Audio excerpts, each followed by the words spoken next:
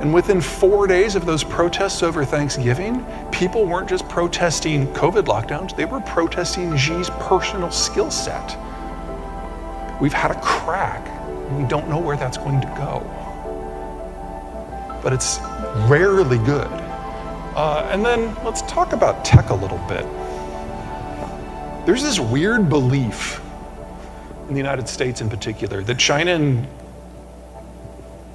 the United States are technological peers. And no, we make the high end. China makes the low end, but it's not as good as it sounds because they can't make the high end, they can't make the mid quality, they can make the low quality, but they can only make the low quality with imported equipment, imported tools, imported software, and imported labor to do the quality checks.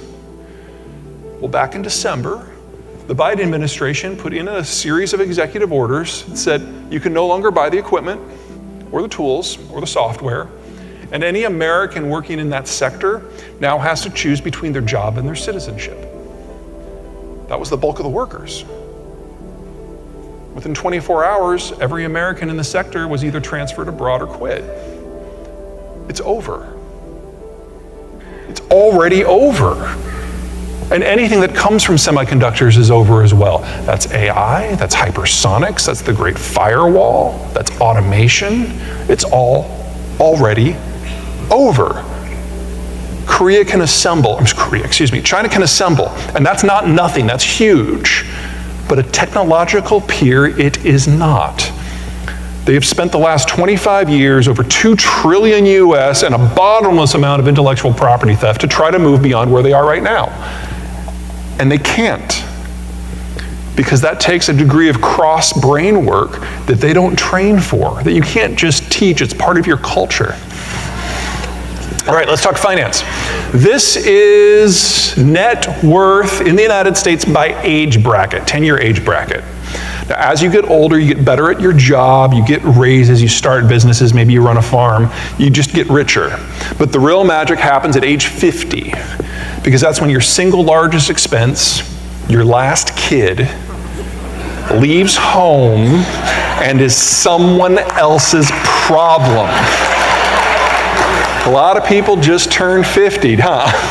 All right.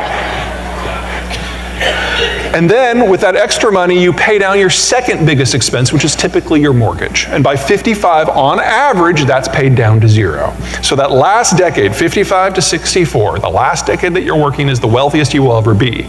And the capital that you generate in that decade of your life is what drives the entire global system. It is literally where the money is. That is 70% of global private capital. Now you turn 65 and that changes.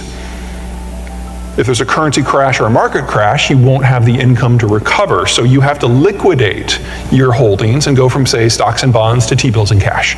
Perfectly normal. Everybody does it. And normally it doesn't matter, because normally we have a demographic structure that looks like this. It's a standard pyramid. Children on the bottom, young adults, mature adults, retirees at the top, men on one side, women on the other. This is Nigeria, nearly pre-industrial. And normally, when you turn 65 in a system like this, it doesn't matter, because there's more people 64 below and 63 below that. And the proportion has more or less held in this shape for the entirety of human history. Until 1945. Because that's when the Americans changed the way the world worked. At the end of the war, we found ourselves facing down Stalin and the Red Army. We're like, oh, we're gonna need some help with this one. And so we did the most reliable thing we could to build up an alliance. We bought it. We created globalization. We used our Navy to patrol the global ocean so that anyone could go anywhere at any time and interface in any market with any partner. And that changed the way national economics worked. Pre-1945, if you had food, oil, coal, and iron ore, you could industrialize and develop and expand.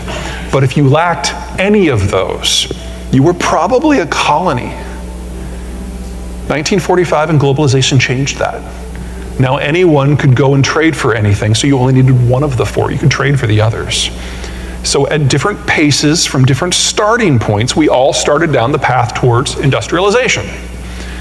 And when you industrialize, family economics changes because you move off of the farm and into the city to take the industrial jobs. On the farm, kids are free labor. You have as many as you can, because free is great. But in an urban condo, kids are really expensive, really loud, really annoying, really dirty habits. And adults aren't dumb, so we had fewer of them. And 70 years on, we changed from this to this. Suddenly it matters if you turn 65. The baby boomers are the largest generation we've ever had. They're retiring. In fact, in the fourth quarter of last year, we hit the midpoint. Half of them have already retired. And they've liquidated their stocks and their bonds, and they've gone into T-bills and cash, and the velocity of money has already gone into screeching reverse. We've known that this has been coming since the last baby boomer was born in 1966. Are you ready? Nobody is. That means that between January of 2021 and December of this year, the cost of capital always had to go up by at least a factor of 5 in the United States. We're about halfway through that transition. There's a long way to go. And this is independent of anything the Federal Reserve does. The fact that we're struggling with a potentially turning economy, business cycle, inflation, that's just bad luck. There's also a workforce issue here. Boomers, largest generation ever. The Zoomers are the smallest generation ever. Last calendar year, the difference between the exiting boomers and the entering Zoomers was 400,000 worker shortage. That figure will increase each and every year until 2034, when it will peak at 900,000. How do I know this? All the Zoomers are already here. We already know the precise inflow into the workforce for the next 20 years. Is that bad? Yeah, but it is so much worse everywhere else. Now, those blue arrows in the US one, those are pointing towards the millennials, and they are the people who will save us all.